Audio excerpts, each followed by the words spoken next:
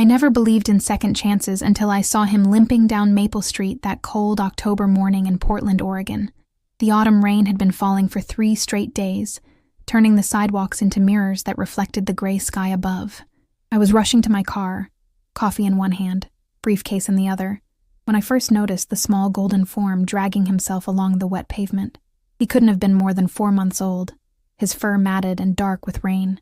His right front paw hung uselessly at his side, clearly broken or worse, and he moved with the awkward determination of someone who had learned to navigate the world despite its cruelty. I stopped, my heart clenching as I watched him approach a group of teenagers waiting for the school bus.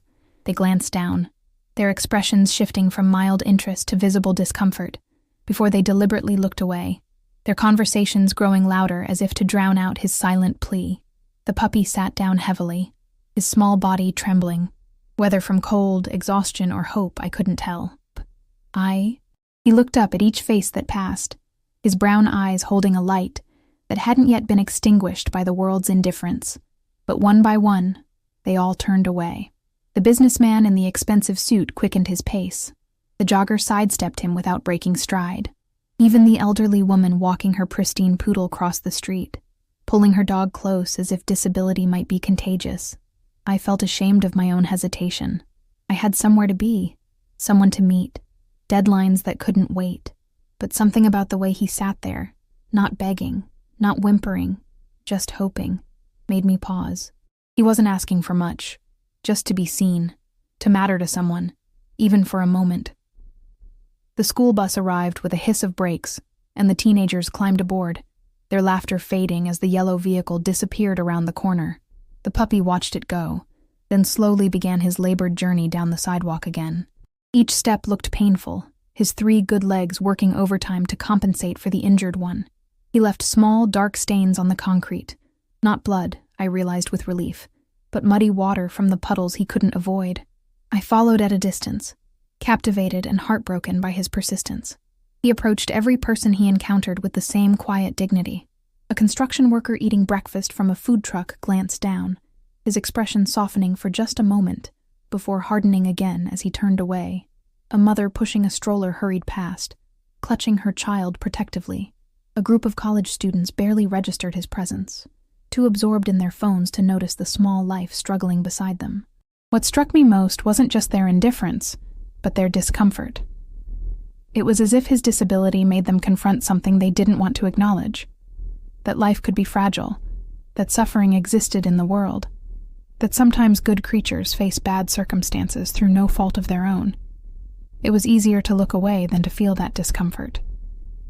The puppy continued his slow progress down Maple Street, past the coffee shop where I bought my daily latte, past the bookstore where Mrs. Henderson was arranging the window display, past the small park where the morning joggers stretched before their runs. At each stop, the same scene repeated. A brief moment of eye contact, a flicker of something that might have been compassion, then the deliberate turning away. I found myself thinking about my own dog, Charlie, who had passed away 6 months earlier. Charlie had been perfect by society's standards. Strong, healthy, beautiful. People stopped to pet him, to ask about his breed, to smile at his antics.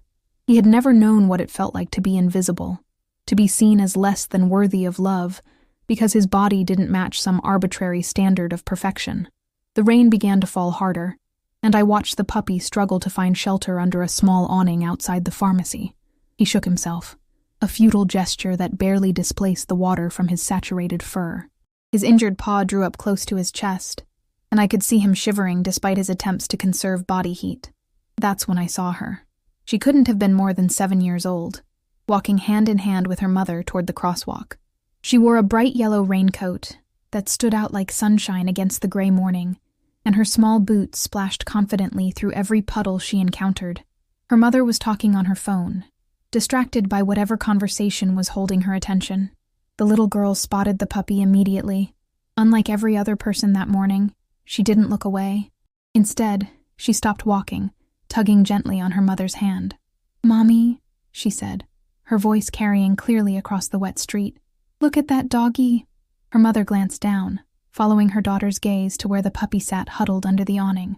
I saw her face cycle through the same emotions I'd witnessed all morning.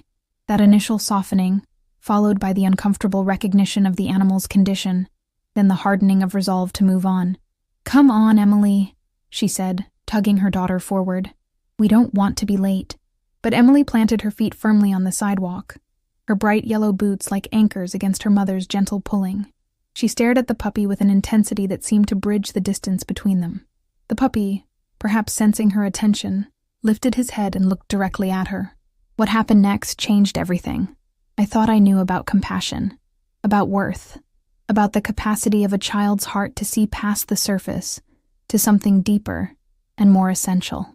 Emily broke free from her mother's grasp and ran toward the puppy, her boots splashing through puddles with joyful abandon. She didn't slow down as she approached him, didn't show any of the hesitation or discomfort that had marked every other encounter that morning. Instead, she dropped to her knees on the wet sidewalk, heedless of her dry clothes, and looked directly into his eyes. "Hi there," she said softly, her voice filled with a warmth that seemed to chase away the morning's chill. "Are you okay?" The puppy's tail gave a tentative wag, the first sign of hope I'd seen from him all morning. Emily reached out slowly, letting him sniff her small hand before gently stroking his head. She didn't flinch at his matted fur or recoil from his obvious disability. Instead, she seemed to see only what everyone else had missed, a gentle soul in need of kindness.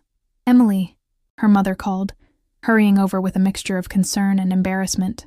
"Don't touch him, honey. He might be sick." But Emily didn't move away. She continued stroking the puppy's head with one small hand, while she looked up at her mother with the kind of moral clarity that only children possess. "He's not sick, Mommy," she said with absolute certainty. "He's just hurt, and he's scared, and nobody wants to be his friend."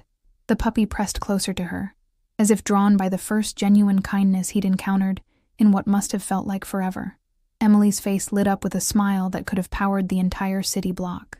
"Can I be your best friend?" she whispered to him, her words so soft I almost missed them from my position across the street. The puppy's response was immediate and unmistakable. His tail wagged with such enthusiasm that his entire back end wiggled, and he pressed his small head against Emily's chest, as if he understood every word she'd said. For the first time that morning, he looked like what he truly was. Not a burden, not a problem to be avoided, but a young dog capable of giving and receiving love. Standing there in the rain, watching a 7-year-old girl see past disability to the heart beneath, I realized I was witnessing something profound. This wasn't just a moment of childish kindness. It was a lesson in what it means to truly see another being, to recognize worth that exists independent of physical perfection, to choose compassion over comfort. As Emily continued to pet the puppy, her mother's expression began to soften. I could see her struggling with the practical concerns of the situation, while being moved by her daughter's obvious connection to the animal. The puppy seemed to sense the shift in the adult's demeanor, glancing hopefully between Emily and her mother, as if he understood that his fate hung in the balance. What none of us knew in that moment was how this chance encounter on a rainy October morning would transform not just one disabled puppy's life, but the lives of everyone it touched. Sometimes the most powerful changes begin with the simplest questions, asked by the most innocent hearts. But that was just the beginning of a friendship that would teach all of us what it really means to see beyond the surface.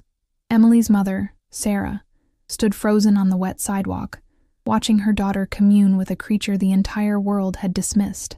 The rain continued to fall, creating a curtain of gray between them and the rest of the hurrying world, as if nature itself was giving them this private moment to make a decision that would echo through all their lives. "Mommy, look," Emily whispered, her voice filled with wonder. "He's trying to tell me something." The puppy had indeed begun making soft sounds, not whimpering or begging, but gentle vocalizations that seemed like an attempt at conversation. His brown eyes never left Emily's face, and I could see from across the street how completely focused he was on her, as if she was the first person to truly see him. Sarah knelt down beside her daughter, her expensive wool coat absorbing water from the sidewalk. Up close, the puppy's condition was even more apparent. His right front paw wasn't just injured, it was clearly deformed, possibly from birth or an early accident that had healed incorrectly. His ribs showed through his thin coat, evidence of too many meals missed, too many doors closed to him. "Oh, sweetie," Sarah said softly, and I could hear the conflict in her voice. "I know you want to help him, but we can't just—" "Why not?" Emily asked with the direct simplicity that cuts through adult complications. He needs someone to love him, and I already love him. The puppy chose that moment to place his good paw on Emily's knee, looking up at her with an expression of such trust and gratitude that it made my chest tight. Sarah's breath caught, and I saw the exact moment when her practical resistance began to crumble. "Emily, taking care of a dog is a big responsibility," Sarah said, but her tone had changed. She was no longer trying to convince her daughter to walk away. She was beginning to negotiate with herself, especially one who might need special medical care. "We don't know what's wrong with his paw, what it might cost to—" "I have my birthday money," Emily interrupted earnestly. $27. Will that be enough?" The innocence of the offer, the pure willingness to give everything she had for a creature she'd known for 5 minutes, seemed to break something open in Sarah's chest. She reached out tentatively and touched the puppy's head. He leaned into her palm immediately, desperate for any kindness, any sign that he might be worthy of care. "What would your father say?" Sarah murmured, more to herself than to Emily. "Daddy always says we should help when someone needs it," Emily replied with unassailable logic. "And he needs it, Mommy. Look at him." As if he understood the gravity of the moment, the puppy sat as straight as his disability would allow, trying to present himself as worthily as possible. His tail wagged hopefully, creating a small arc of joy against the dreary morning. The contrast between his determination to appear deserving and the obvious evidence of the world's rejection was almost unbearable to witness. From my vantage point across the street, I watched other pedestrians glance toward the small group. Some shook their heads disapprovingly at the sight of a well-dressed woman and child interacting with what they clearly saw as a street dog. Others hurried past with expressions of discomfort, as if the scene made them question their own choices to walk by. But Emily seemed completely unaware of these reactions, focused entirely on the small life in front of her. "We'd have to take him to the vet immediately," Sarah said, and I realized she was no longer listing obstacles but making plans. Find out what's wrong with his paw, make sure he doesn't have any diseases, get him vaccinated. "Dr. Martinez is nice," Emily said hopefully. "He helped Mr. Peterson's cat when it got hit by the car, and it lived and now it catches mice again." The puppy's tail wagged harder at Emily's voice, as if he understood that each word was another step away from abandonment and toward belonging. He pressed closer to her, his small body radiating warmth and gratitude, despite his obvious exhaustion. Sarah looked at her watch, then at her daughter, then at the puppy. The practical part of her mind was undoubtedly cataloging all the reasons this was complicated: the expense, the time commitment, the uncertainty about his medical needs. But the mother in her was seeing what I was seeing, the transformation in her daughter's face, the way Emily's natural empathy was blooming into something beautiful and powerful.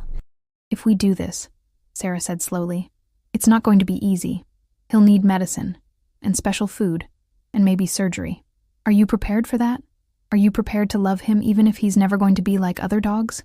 Emily's answer came without hesitation. "I don't want him to be like other dogs. I want him to be like him." The simplicity and wisdom of that statement hit me like a physical force. In 8 words, a 7-year-old had articulated something that most adults spend their entire lives struggling to understand: that worth isn't determined by comparison to others, that love doesn't require perfection, that sometimes the most beautiful relationships are built around accepting and celebrating our differences rather than despite them. The puppy seemed to sense the shift in the conversation.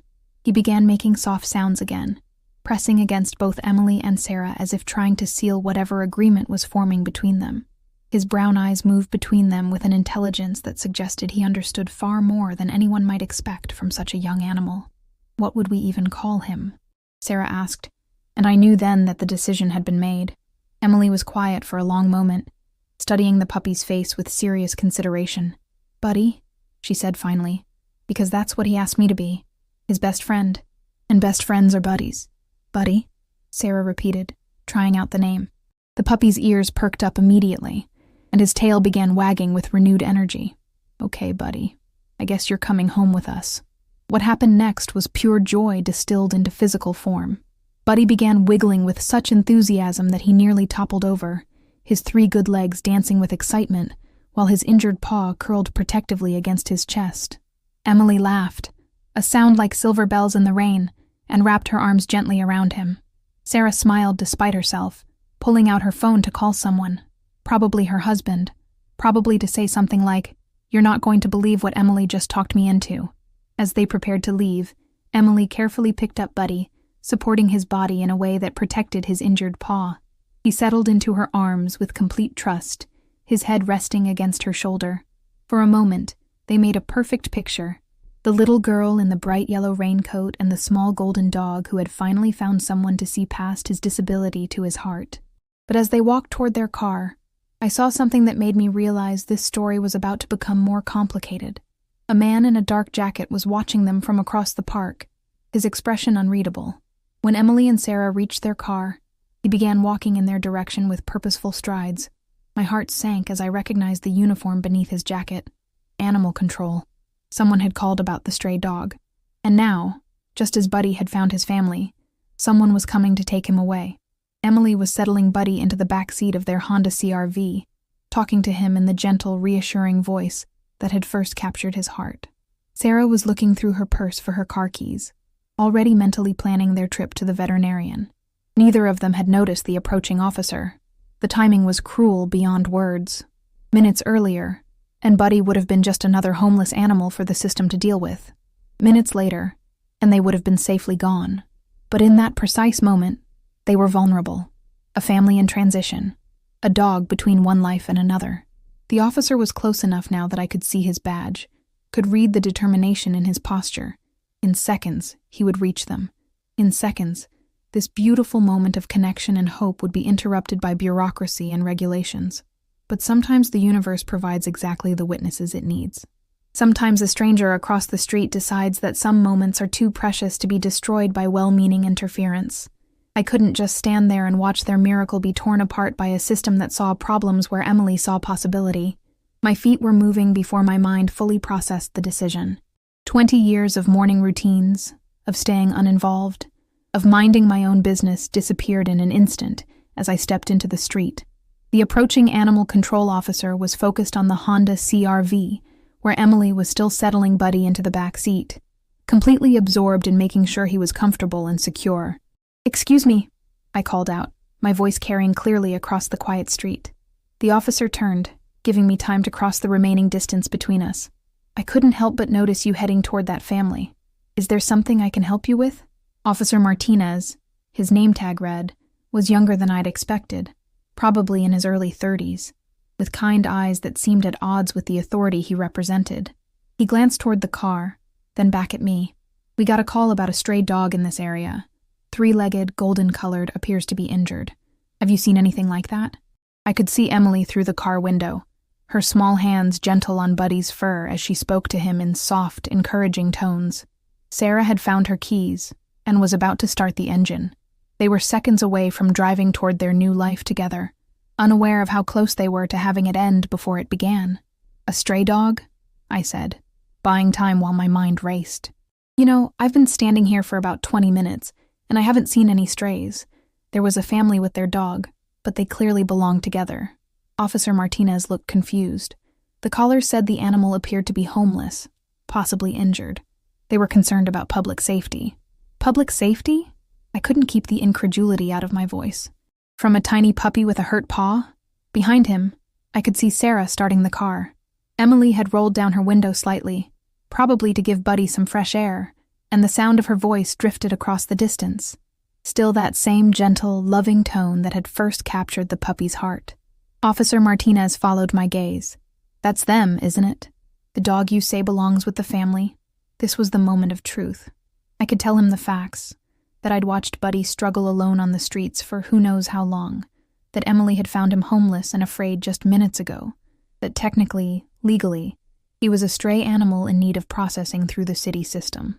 Or I could tell him a different truth, that some bonds are formed so quickly and so completely that they transcend legal definitions, that sometimes love creates belonging faster than paperwork ever could.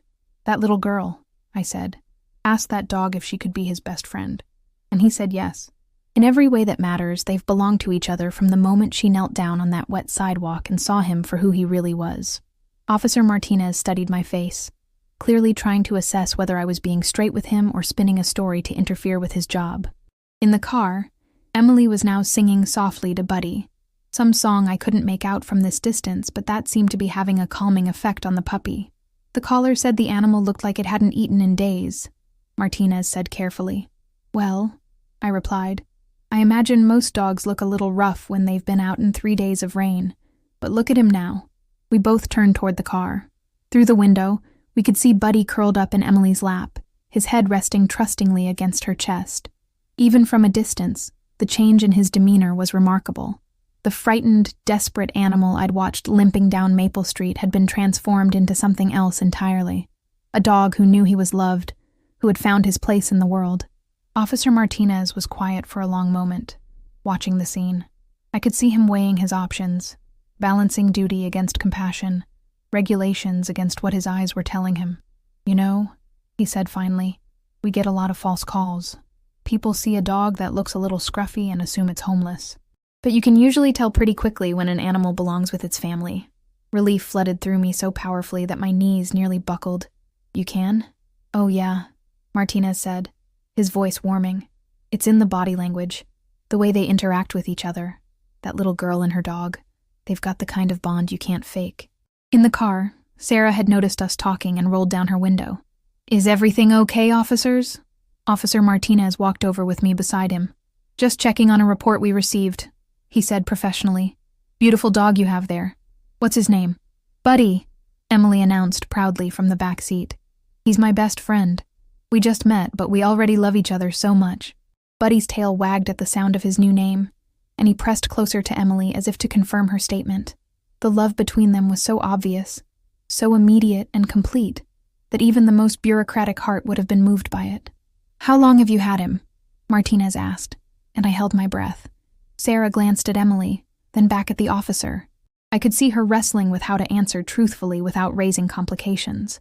We've had him in our lives for exactly as long as he's needed us to, she said finally. Sometimes that's how these things work, isn't it? The timing just happens to be right. It was a masterful answer, technically honest while sidestepping the complications of timeline. Martinez smiled, and I could see him making his own decision about what to include in his report. Well, he looks very happy and well cared for, he said. Just make sure to get him to a vet soon for that paw, okay? It looks like it might need some attention. We're heading there right now, Sarah assured him. Dr. Martinez at the Eastside Animal Hospital. No kidding? Officer Martinez grinned. That's my uncle, Dr. Roberto Martinez. He's the best veterinarian in Portland. Your buddy is in excellent hands. The coincidence was almost too perfect to be believed, but sometimes the universe aligns in ways that feel like destiny. Emily's face lit up with delight. Your uncle is going to help Buddy get better? If anyone can, it's Uncle Roberto, Martinez assured her. He has a special place in his heart for animals who've had a rough start in life. As we talked, I noticed something beautiful happening. Other pedestrians who had ignored or avoided Buddy when he was alone were now stopping to admire him. Seeing him safely settled in Emily's lap, clearly loved and cared for, transformed their perception completely. The same people who had turned away from him as a homeless stray were now commenting on how sweet he looked, how lucky Emily was to have such a special friend. It was a stark lesson in how context shapes our compassion, how much easier it is to love something that's already being loved by someone else. But it also showed me something hopeful about human nature, that we're capable of seeing beauty and worth when we feel safe to do so. When loving doesn't require us to confront uncomfortable truths about suffering and abandonment. Well, Officer Martinez said, stepping back from the car, I need to file my report. Investigated reported stray animal. Found well-cared-for family pet. Case closed. As he walked away, Sarah leaned out her window toward me. Thank you, she said simply. I don't know what you said to him, but thank you. I just told him what I saw, I replied. A little girl who asked the right question and got the answer that changed everything. Emily waved at me from the back seat, Buddy still secure in her arms. Bye. We're going to make Buddy all better now. As their car pulled away from the curb and disappeared down Maple Street, I stood alone on the wet sidewalk where this entire story had begun. The rain was letting up finally, and shafts of sunlight were beginning to break through the clouds. In the distance, I could hear the normal sounds of the city beginning its day. Traffic, conversations, the general buzz of life moving forward. But something had changed in those 30 minutes. Something fundamental about how I understood the power of a single choice, a single moment of compassion, to alter the trajectory of a life. Emily had asked a simple question: "Can I be your best friend?" And in answering yes, Buddy had opened the door to a future none of them could have imagined. I thought about going home, returning to my own routine and responsibilities, but instead, I found myself walking in the direction they had driven, following the path toward the Eastside Animal Hospital. I couldn't explain why, but I felt connected to their story now, invested in what happened next. Sometimes when you witness a miracle in progress, you can't just walk away and pretend it was ordinary. Dr. Roberto Martinez's veterinary clinic was everything I'd hoped it would be. Warm, welcoming, with the kind of comfortable chaos that speaks to a practice built on love rather than just profit.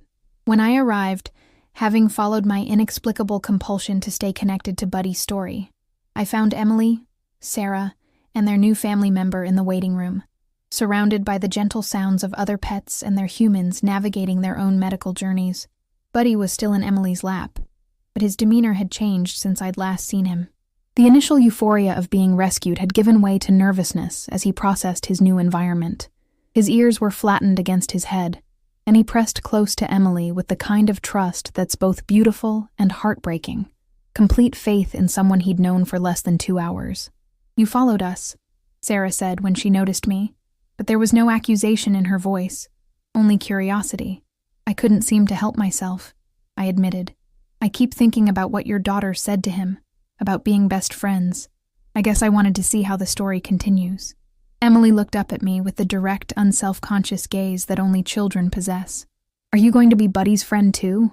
Before I could answer, a door opened and Dr. Martinez appeared, an older version of his nephew, with the same kind eyes but wearing scrubs instead of a uniform. His presence immediately had a calming effect on the room, that particular combination of competence and compassion that marks the best healers. "You must be Buddy," he said, approaching slowly and letting the puppy see and smell him before attempting any contact. "I hear you've had quite an adventure this morning." Buddy's tail gave a tentative wag, and Dr. Martinez smiled. "That's a good sign. Fear is natural in new situations, but hope is stronger. Shall we take a look at that paw?" The examination room was bright and clean, with a hydraulic table that Dr. Martinez lowered so Emily could help Buddy climb up without stress. Throughout the process, Emily maintained physical contact with Buddy, her small hand resting on his back while Dr. Martinez began his assessment. "Well, my young friend," the veterinarian said to Buddy, his voice gentle and reassuring, "let's see what we're working with here." The examination was thorough but patient, with Dr. Martinez explaining each step to Emily as if she were his colleague rather than just a child. He checked Buddy's heart rate, his breathing, his eyes and ears, building trust, before moving to the obviously injured paw. "The good news," Dr. Martinez said as he carefully manipulated the deformed limb, "is that this appears to be an old injury that's healed incorrectly, rather than something fresh and traumatic. See how there's no pain response? His body has adapted to this condition." Buddy remained remarkably calm throughout the examination, seeming to understand that these hands were trying to help rather than hurt. Emily's presence was clearly a steadying force for him, her gentle voice and steady touch providing the security he needed to endure unfamiliar procedures. "Can you fix it?" Emily asked, her voice small but determined. "Doctor." Martinez was quiet for a moment, clearly choosing his words carefully. "Emily, Buddy's paw isn't broken in a way that surgery can easily repair. The bones have fused in positions that can't be corrected without causing him more trauma than benefit. But here's what I can tell you. He's not in pain, and with some physical therapy and maybe some supportive devices, he can live a completely happy, active life." I watched Emily process this information, seeing her young mind work through the implications. "So he'll always walk different?" "He'll always walk different," Dr. Martinez confirmed. "But different isn't the same as wrong. Buddy has learned to be incredibly strong in his other 3 legs to compensate. In many ways, he's more resilient than dogs who've never faced a challenge." Sarah leaned forward. "What kind of supportive devices?" "Well," Dr. Martinez said, warming to the subject, "there are some wonderful innovations in veterinary prosthetics and support systems. We could fit him with a small brace that would give his paw some stability, or even explore options for a partial prosthetic that would help with balance. The key is finding what works best for Buddy specifically." As if to demonstrate his adaptability, Buddy chose that moment to hop down from the examination table, using his 3 good legs with remarkable grace. He walked over to Emily and sat beside her, looking up as if to say, "See? I'm perfectly fine just as I am." Emily knelt down and hugged him gently. "I don't care if you walk different," she whispered. "I think you walk perfect for you." The simple acceptance in her voice made my throat tight. Here was a 7-year-old demonstrating the kind of unconditional love that most adults struggle to achieve, seeing past disability to the complete being beneath. Dr. Martinez continued his examination, checking for other health issues that might have resulted from Buddy's time on the streets. He's underweight, but not dangerously so. Probably hadn't been homeless for very long, maybe a week or 2 at most. He'll need to be dewormed, vaccinated, and put on a nutrition plan to help him gain some healthy weight. "How do you think he ended up on the street?" Sarah asked. "Hard to say," Dr. Martinez replied. "Sometimes people don't know how to handle a pet with special needs. They might have meant well initially, but felt overwhelmed by the prospect of medical expenses, or the perception that a disabled dog would be somehow less rewarding to own. The thought of someone giving up on Buddy because of his disability made me angry, but looking at him now, contentedly leaning against Emily's legs, I realized that perhaps it had been meant to happen this way. Some connections are so powerful that they require specific circumstances to occur. A chance encounter on a rainy morning, a little girl with a heart big enough to see past surface imperfections, a mother willing to follow her daughter's lead. "What happens now?" Emily asked. "Now," Dr. Martinez said, "we start the process of making sure Buddy has everything he needs to live his best life. Vaccinations today, a follow-up appointment next week to see how he's adjusting, and we'll start exploring options for that support brace I mentioned." As Dr. Martinez prepared the necessary injections, I found myself thinking about the broader implications of what I'd witnessed.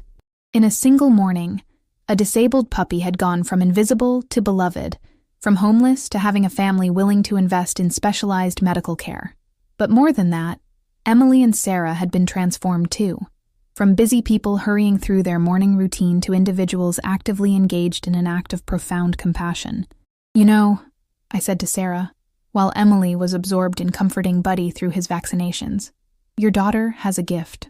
Sarah smiled, watching Emily whisper encouragement to Buddy as he received his shots. "She's always been like this. When she was 4, she insisted on having a birthday party for our neighbor's elderly cat, because nobody remembers cats' birthdays. Last year, she spent her allowance buying flowers for the crossing guard because she helps everyone be safe but nobody thanks her. But this is different," I observed. "This is life-changing for all of you." "I know," Sarah said softly.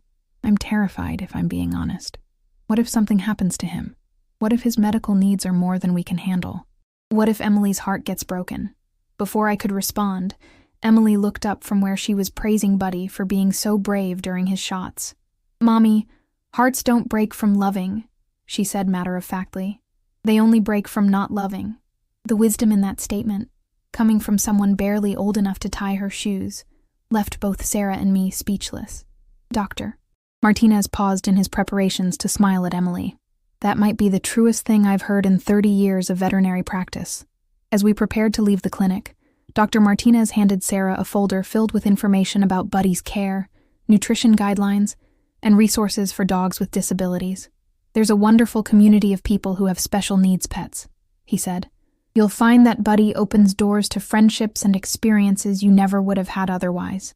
Emily was carrying Buddy again, and I could see how much stronger and more confident he looked, even after just this one visit. His tail wagged steadily, his ears were alert and forward, and there was a brightness in his eyes that hadn't been there on Maple Street. "Thank you for everything," Sarah said to Dr. Martinez, then turned to me.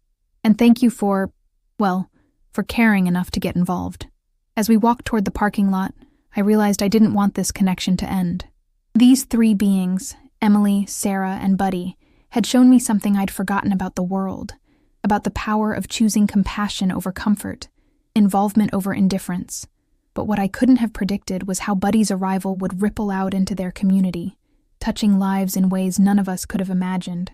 3 weeks later, I found myself once again on Maple Street, but this time by invitation, rather than chance. Emily had asked her mother to call me. They were having what Emily described as Buddy's first friend party, and she wanted me to be there since I was part of his rescue story. As I approached their house, a modest craftsman-style home with a small front yard, I could hear laughter and excited voices drifting from the backyard. The transformation in Buddy was immediately apparent. He wore a small, custom-fitted brace on his injured paw, bright blue, chosen by Emily because blue is a strong color and Buddy is strong. But more than the physical change was the shift in his entire being. This was a dog who knew he belonged somewhere, who moved with confidence and joy despite his disability. "You came!" Emily called out when she saw me, running over with Buddy hopping alongside her, his gait smooth and assured with the help of his new brace. "Look how good Buddy is at walking now." The backyard was filled with children from Emily's school and their parents. But this wasn't a typical children's birthday party. Instead of focusing on games and entertainment, the gathering had evolved into something more meaningful, a celebration of difference and acceptance that had started with Buddy's story and expanded to touch the entire community. "Tell me about your friend party," I said to Emily, as she settled beside me on a blanket, Buddy immediately curling up between us. "Well," Emily explained with the careful thoroughness of someone sharing something important. "After I told my class about Buddy, everyone wanted to meet him. But then Sarah Chen said her little brother has a wheelchair, and Marcus said his grandpa can't hear very well, and Katie said her cousin has something called autism that makes him really smart but also really scared sometimes." Sarah approached with 2 cups of lemonade, smiling at her daughter's earnest explanation. "It turns out," she said, sitting down beside us, "that once Emily started talking about Buddy at school, a lot of other children felt safe sharing their own experiences with family members who have different abilities." I looked around the yard with new eyes. Near the fence, a grandfather in a wheelchair was laughing at something one of the children had said, his obvious joy infectious despite the hearing aids visible in his ears. A young boy, who I assumed was Katie's cousin, sat slightly apart from the main group, deeply absorbed in lining up a collection of small cars, while other children moved comfortably around him, including him without overwhelming him. "So this became a party for everyone who's different?" I asked. "No," Emily said firmly. "This became a party for everyone who's the same underneath. We're all just friends who want to belong somewhere." Buddy seemed to sense that he was the center of attention, and rather than being overwhelmed by it, he appeared to thrive on the role. Children approached him gently, having been coached by Emily on how to interact with a dog who might be a little different from their pets at home. He greeted each one with enthusiasm, his tail wagging as he demonstrated that disability didn't diminish his capacity for joy or connection. "Can I tell you something amazing?" Sarah said, settling more comfortably on the blanket. "Emily's teacher called this morning. Apparently Buddy's story has had an impact on the entire 3rd grade. The kids have been asking questions about differences and disabilities, about what makes someone special rather than less than.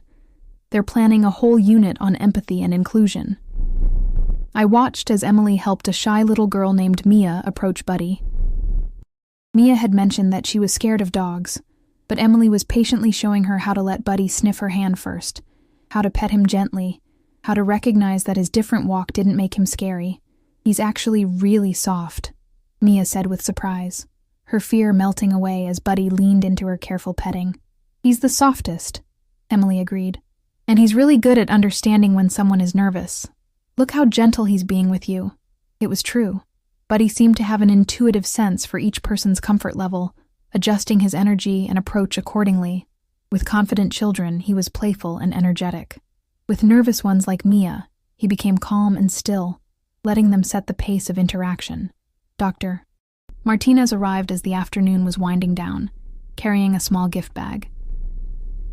"I brought something special for our guest of honor," he said, kneeling down to greet Buddy, who recognized him immediately and wiggled with pleasure.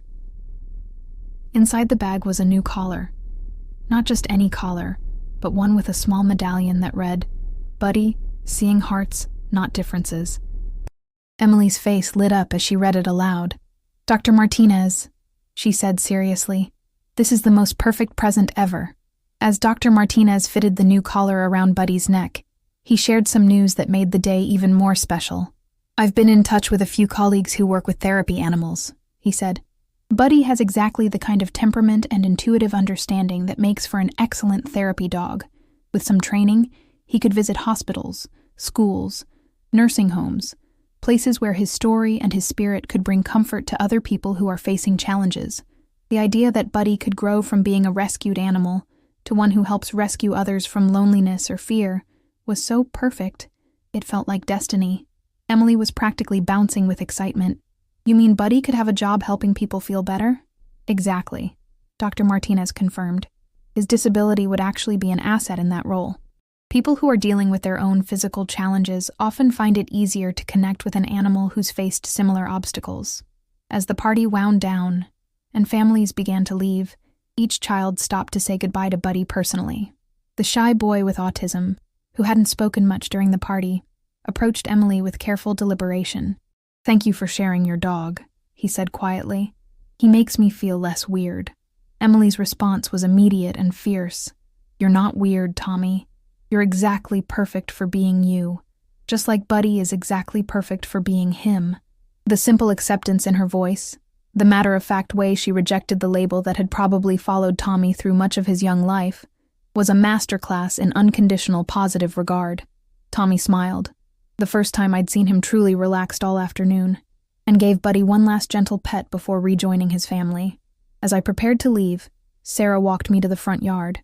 "I want you to know," she said, "that day on Maple Street changed all of our lives, not just because we gained Buddy, but because Emily's compassion taught me something about courage, about choosing to get involved instead of walking past." I looked back toward the house, where Emily was sitting on the front steps with Buddy in her lap, both of them tired but contentedly surveying their kingdom. "She asked exactly the right question," I said. "Can I be your best friend? Sometimes that's all it takes to change everything." "The amazing thing," Sarah continued, "is watching how Buddy's confidence has grown as he's realized his purpose. He was meant to be more than just a pet. He was meant to be a teacher, a bridge between different kinds of people, a living example that worth isn't determined by physical perfection." As I drove home, I found myself thinking about the ripple effects of that single moment 3 weeks ago. Emily's simple question had not only saved Buddy's life, but had created expanding circles of compassion and understanding. Children who had never thought about disability were learning empathy. Adults who might have hurried past difference were learning to pause and see the heart beneath surface variations. But perhaps most importantly, Buddy himself had discovered that his disability wasn't something to overcome or hide from. It was part of what made him uniquely capable of connecting with others who had felt different or rejected. What none of us knew was that Buddy's greatest test was still coming, and it would prove just how powerful the bond between a disabled dog and a determined little girl could be. 6 months after that rainy morning on Maple Street, I received a phone call that made my heart sink.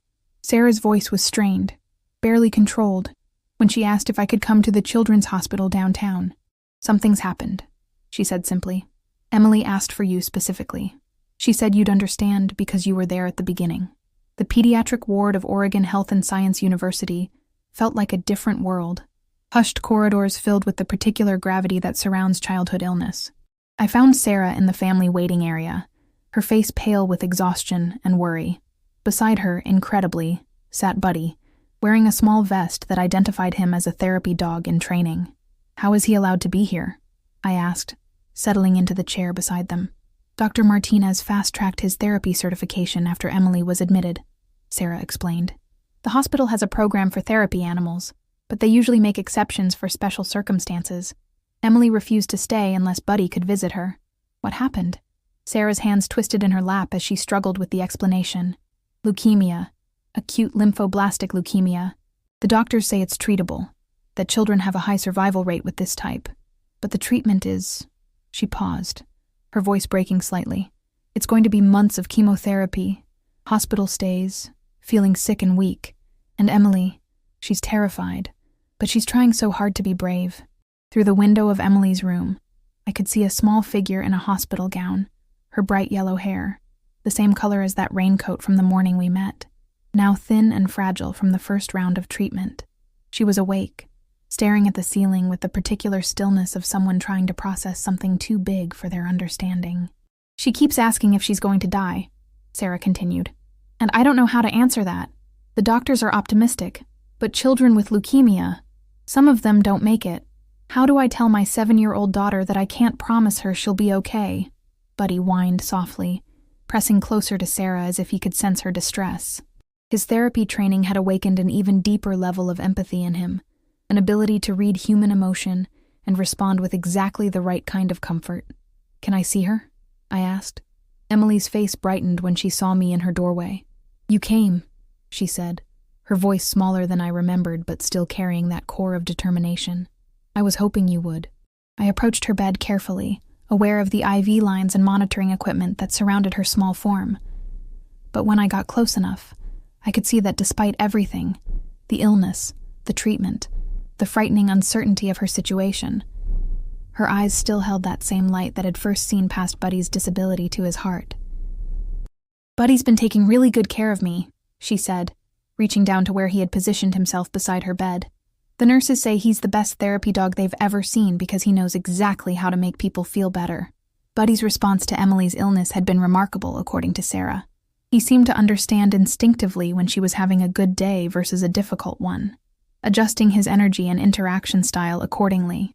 On days when Emily felt well enough to play, he was animated and playful. On days when she was weak from treatment, he became a calm, steady presence, content to simply lie beside her and let her pet his soft fur. "The doctors say I have to stay here for a while," Emily continued, her young voice working to sound matter-of-fact about circumstances that would terrify most adults. "And I have to take medicine that makes me really tired and sometimes sick. But Buddy told me something important." She paused, and I leaned closer to hear. "He told me that being brave doesn't mean you're not scared. It means you keep going even when you are scared. And he should know, because he was really scared that morning when everyone was ignoring him. But he kept trying anyway." The wisdom in her interpretation of Buddy's lesson was profound. Here was a child facing the greatest challenge of her young life, and she was drawing strength from the resilience of a disabled dog who had refused to give up even when the world seemed to have given up on him. "Buddy also told me," Emily continued, "that sometimes being different doesn't mean there's something wrong with you. It just means you're special in a way that helps other people. Like how his hurt paw made him extra good at understanding when someone else is hurt." I glanced at Sarah, who was standing in the doorway with tears streaming down her face. In the midst of her own terror about her daughter's illness, Emily was finding meaning and purpose in her experience, seeing it through the lens of the compassion she'd learned from her relationship with Buddy. Over the following weeks, I became a regular visitor to Emily's hospital room. What I witnessed there was a masterclass in mutual healing, a little girl and her disabled dog supporting each other through the scariest chapter of both their lives. Buddy's presence didn't just comfort Emily. He became a source of hope and joy for other young patients on the pediatric ward. Children who were struggling with their own treatments would ask to meet the dog who walks different, and Emily would proudly introduce Buddy, explaining his story and how he'd taught her that being different could be a superpower rather than a limitation. Buddy, with his intuitive understanding of human need, would adjust his approach for each child, gentle with the frightened ones, playful with those who needed distraction, steady and calm with the ones who just needed to feel less alone. "You know what I realized?" Emily told me during one visit, her thin hands stroking Buddy's ears as he lay contentedly beside her on the narrow hospital bed. "When people used to walk past Buddy because he looked different, they missed out on knowing the best dog in the world. And now, when kids at school hear that I have cancer, some of them get scared and don't know what to say to me." She was quiet for a moment, clearly working through a complex thought. "But the kids who aren't scared, the ones who still want to be my friend even though I'm sick, those are the kids who really understand what friendship means. Just like I understood that Buddy was perfect, even though his paw was hurt." The parallel she was drawing between her own experience and Buddy's was remarkable. The understanding that crisis reveals character, both in ourselves and in those around us. The friends who stepped closer when things got difficult were the ones worth having, just as she had been the kind of friend worth having for Buddy. Dr. Martinez visited regularly, ostensibly to check on Buddy's well-being in his new role as a therapy dog, but really to check on the entire family. "Emily's responding better to treatment than many children do," he confided to me during one of these visits. "I think having Buddy here is actually helping her heal faster.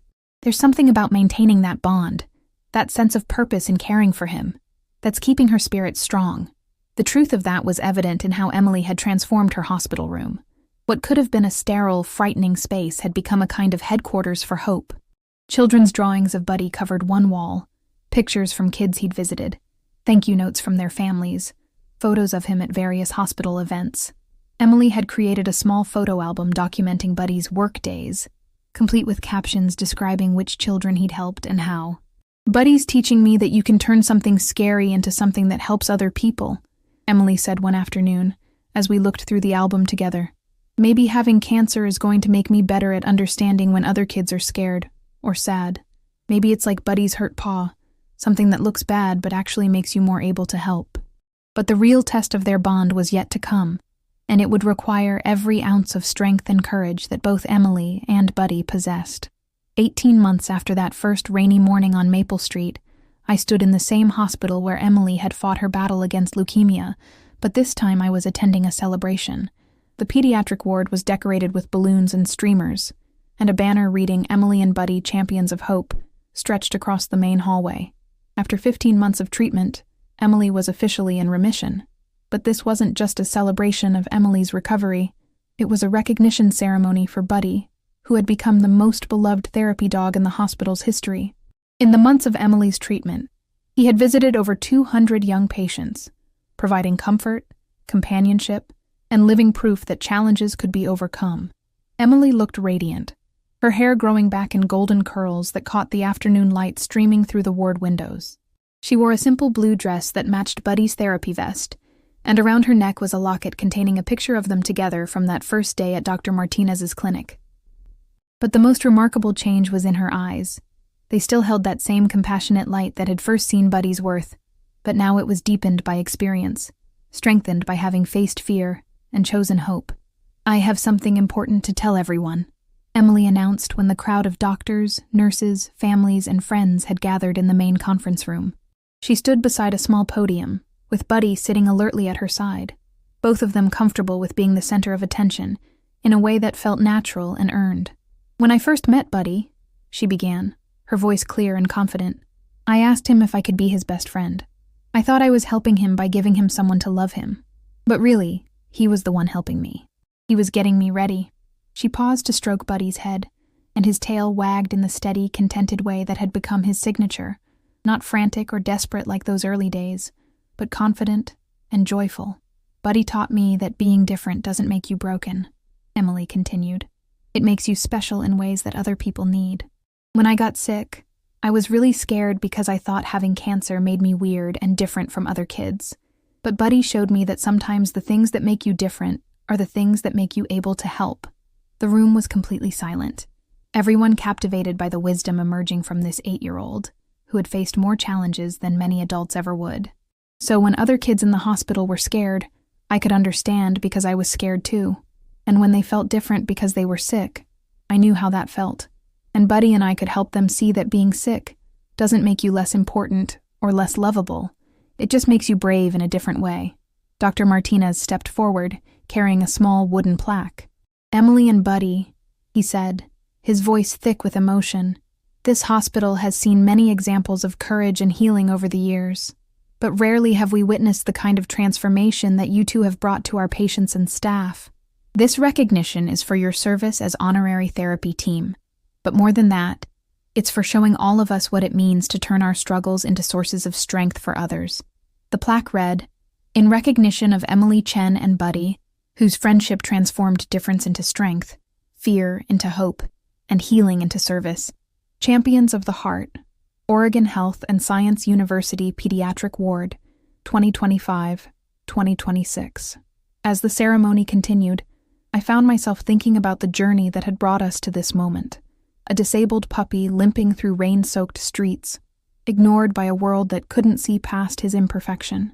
A 7-year-old girl brave enough to ask the question that changed everything: "Can I be your best friend?" The series of choices, Sarah's decision to say yes, Dr. Martinez's willingness to see potential instead of problems, my own impulse to get involved instead of walking away, that had created the conditions for this transformation. But perhaps most remarkably, I thought about how Buddy and Emily had each become more themselves through their relationship with each other. Emily's natural empathy had been deepened and focused by caring for someone who needed her understanding. Buddy's resilient spirit had found its purpose in comforting others who faced their own challenges. After the formal ceremony, families and children from throughout the hospital came to share their own stories of how Buddy had touched their lives. There was Marcus, age 6, who had been afraid of his upcoming surgery until Buddy showed him that being different didn't make you less brave. There was 12-year-old Sophia, whose depression had lifted after weeks of visits from a dog who understood what it felt like to be overlooked and underestimated. There was 3-year-old David, who had learned to walk again after his accident by watching Buddy navigate the world with his own unique gait. The most amazing thing, Sarah told me as we watched Emily accept congratulations from a long line of admirers, is that she never sees herself as having been sick. She sees the whole experience as having been chosen for a special job, helping other scared children feel less alone. Emily had indeed found her calling. The hospital had offered her and Buddy a permanent position in their therapy program, allowing them to continue their work even after her own treatment had ended. She was homeschooled now, but spent 3 days a week at the hospital, moving from room to room with Buddy, bringing light to places that could easily become overwhelmed by fear and sadness. As the celebration wound down, I found myself alone with Emily and Buddy in the same conference room where it had all begun. Emily was sitting on the floor, Buddy contentedly sprawled across her lap in a position that should have been uncomfortable for both of them, but somehow worked perfectly. "Do you remember what you asked Buddy that first day?" I said. Emily smiled, that same radiant expression that had captivated a frightened puppy on a rainy street 18 months earlier. "I asked if I could be his best friend. And what do you think his answer was?" "I think," Emily said, scratching behind Buddy's ears in the exact spot that made his back leg twitch with pleasure. "His answer was, 'I've been waiting for you my whole life.'"